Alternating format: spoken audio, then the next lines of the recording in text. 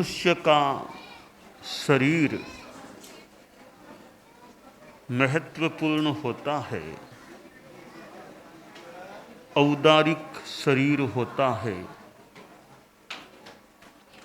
महत्वपूर्ण इसलिए है कि इसमें 5 इंद्रियां होती हैं, 5 ज्ञानेंद्रियां होती हैं और उधर 5 कर्मेंद्रियां भी होती हैं, हाथ पांव आदि। यूं ये 10 इंद्रियां हो जाती हैं, 5 ज्ञानेंद्रियां 5 कर्मेंद्रियां। दूसरी बात है, इस मानव देह में जीव जो प्रकृष्ट साधना कर सकता है वह अन्य किसी योनि के शरीर में मनुष्य के सिवाय अन्य जन्मों में नहीं हो सकती। इसलिए यह मानव देह महत्वपूर्ण है। मानव देह प्राप्त कर आदमी जीवन कैसा जीता है यह भी महत्वपूर्ण विवेच्य विषय बन जाता है। बच्चे पढ़ते हैं स्कूल में, कोई कॉलेज में, कोई यूनिवर्सिटी में, तो पढ़ना अच्छा है, उसका भी महत्व है, पर ज्ञान के साथ विनय कितना है। शास्त्र में कहा गया है, विवत्ति अविनीयस्य संपत्ति विनीयस्य जस्येयं दुह ओ नायम शिक्षम से अभिगच्छै। कि जो अविनीत होता है उसको विपत्ति मिलती है और जो विनीत होता है उसे संपत्ति प्राप्त होती है। संस्कृत में कहा गया है, विद्या विनयेन शोभते, कि विद्या विनय से शोभित होती है। विद्या का विभूषण विनय है। ज्ञानवान बन जाने पर भी, विद्वान बन जाने पर भी अहंकार नहीं करना, यह बड़ी अच्छी बात है। संस्कृत में कहा गया है, ज्ञाने मौनम क्षमा शक्तौ त्यागे श्लाघा विपर्ययः।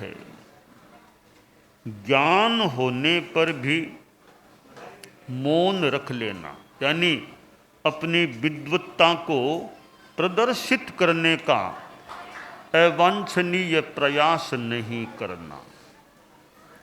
ज्ञान होने पर, पांडित्य होने पर भी मौन रखना एक बड़प्पन की बात है।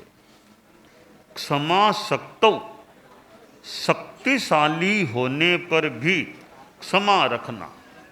मार सकता है फिर भी नहीं मारता, क्षमा धर्म का आराधन करता है। तो शक्ति के साथ क्षमा का होना अच्छी बात है। दान करता है पर नाम नहीं चाहिए। यह जो चलता है, कहा गया गुप्त दानम महापुण्यम,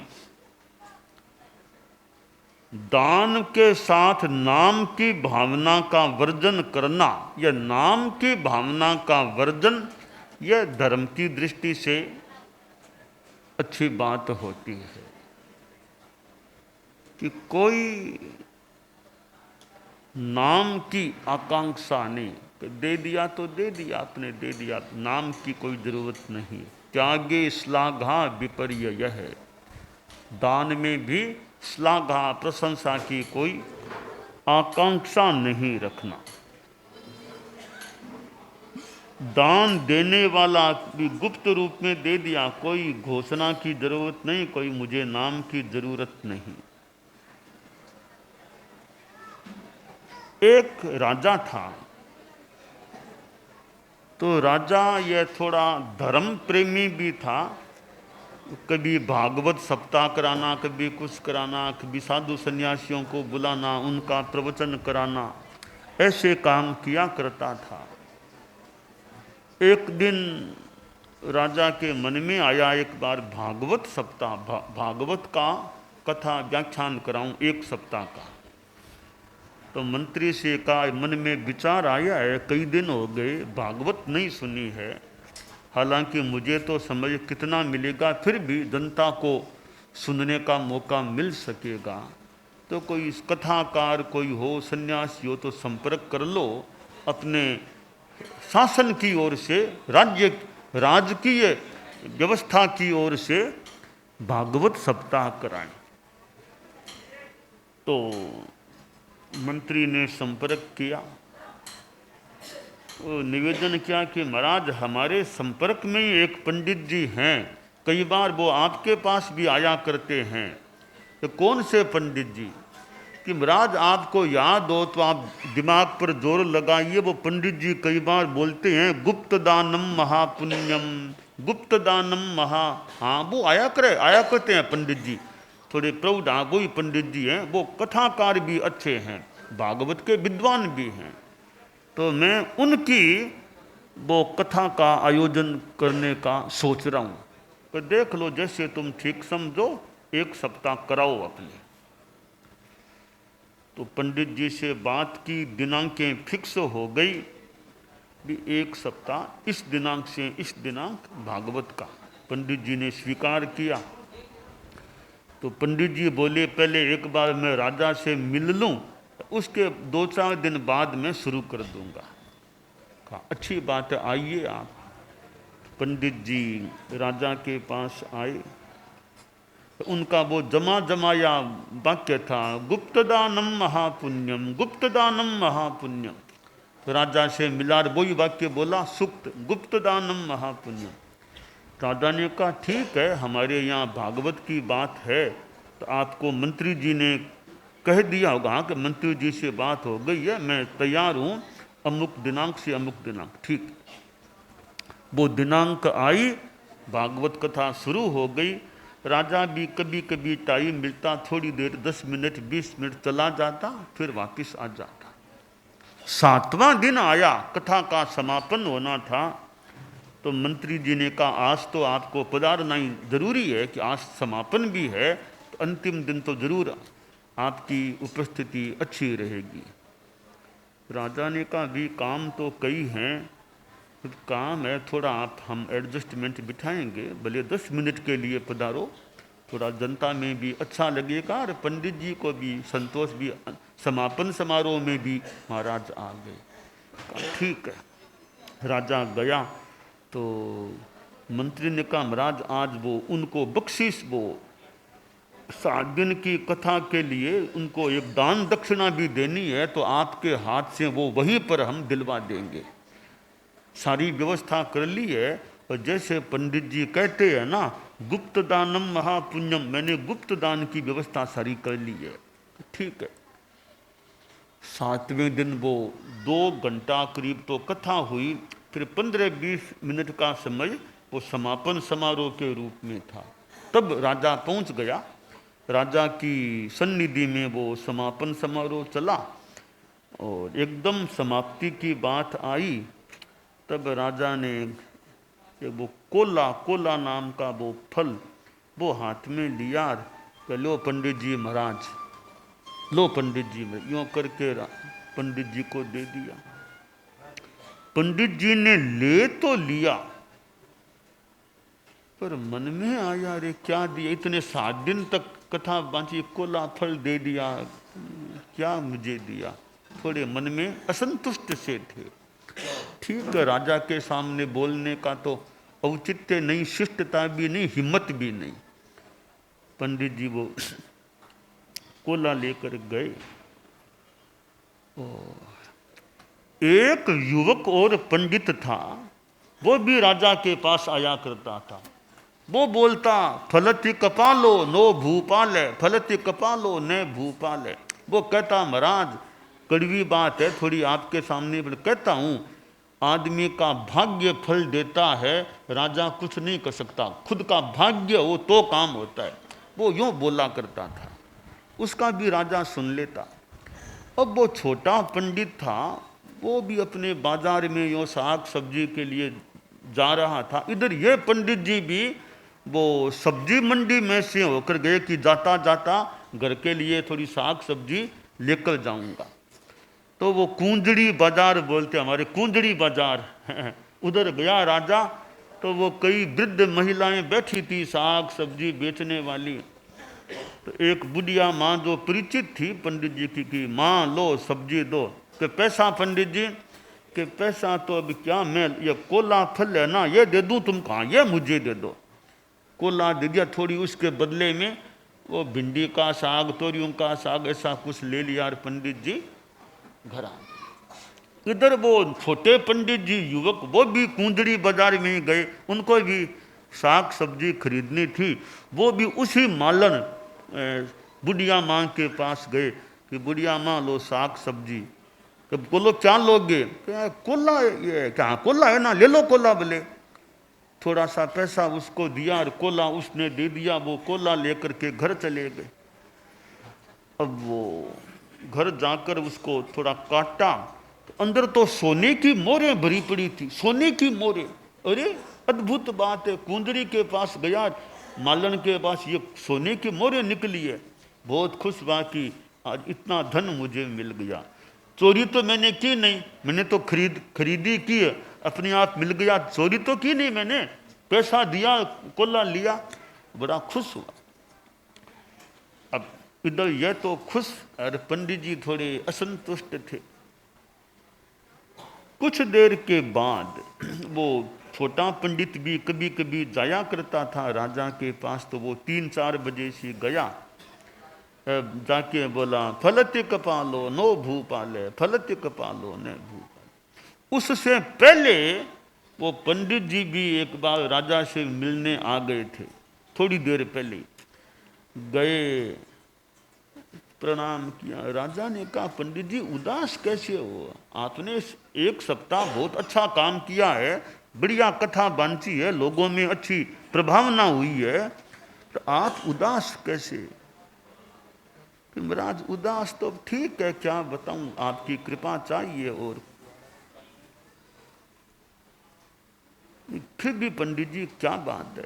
कि महाराज मन की बात बता दूं आपको कि 7 दिन कथा बांची, आखिर आपने दक्षिणा में मुझे क्या दी? एक कोला फल दे दिया, क्या दिया आपने?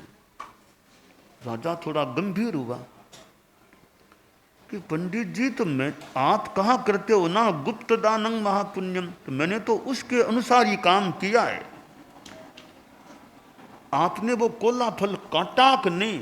मैं तो कुछ नहीं काटा, मैंने तो वो गया सब्जी मंडी में तो मालन को वो दे दिया और उसके।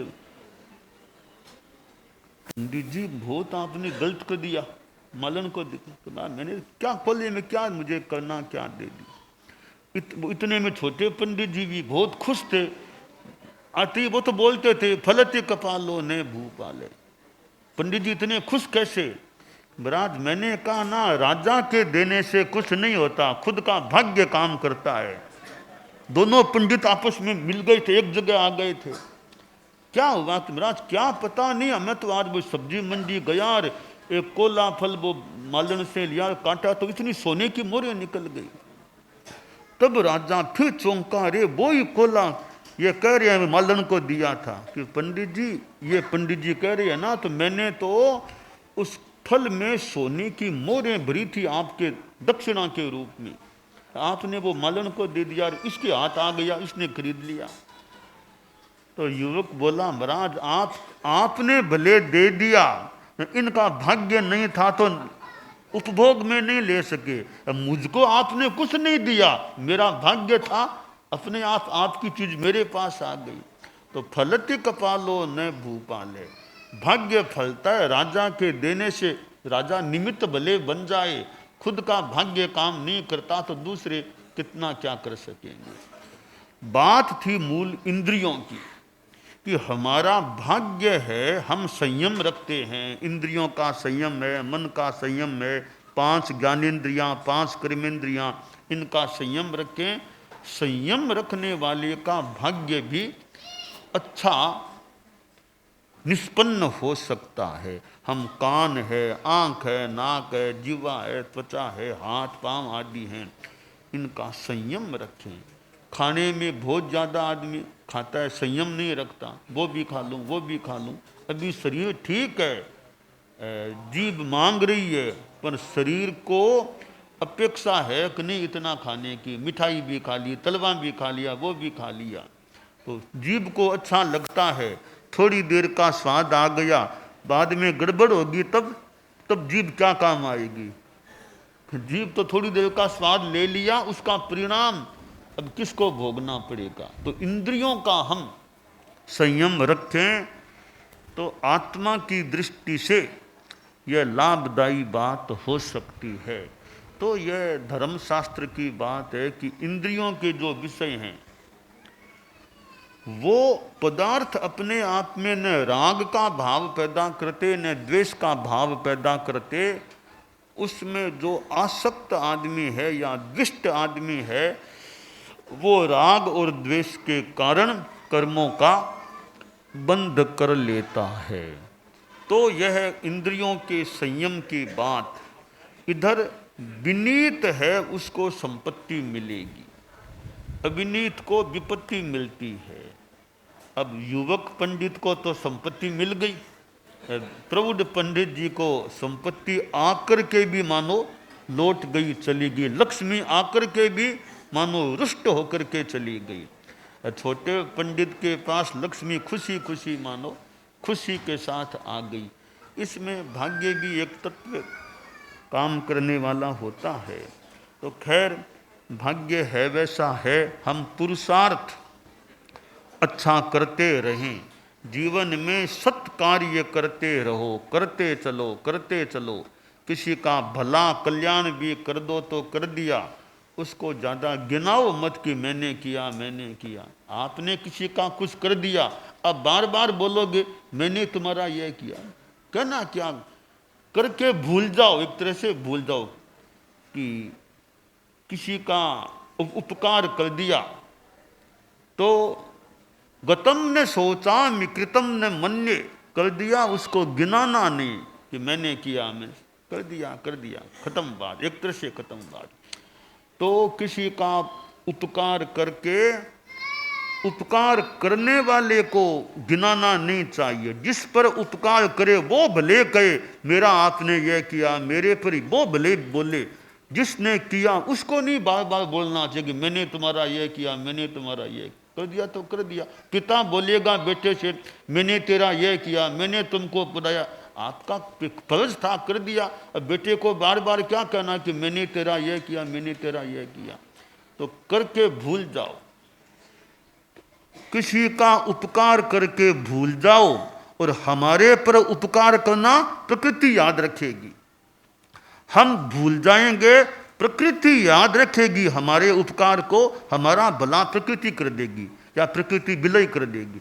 तो ये भला करके भूल जाना, हम भूलेंगे तो प्रकृति नहीं भूलेगी कि इसने भला किया था किसी का, हमें उसका फल जरूर किसी रूप में यथासंभवतया मिल सकेगा।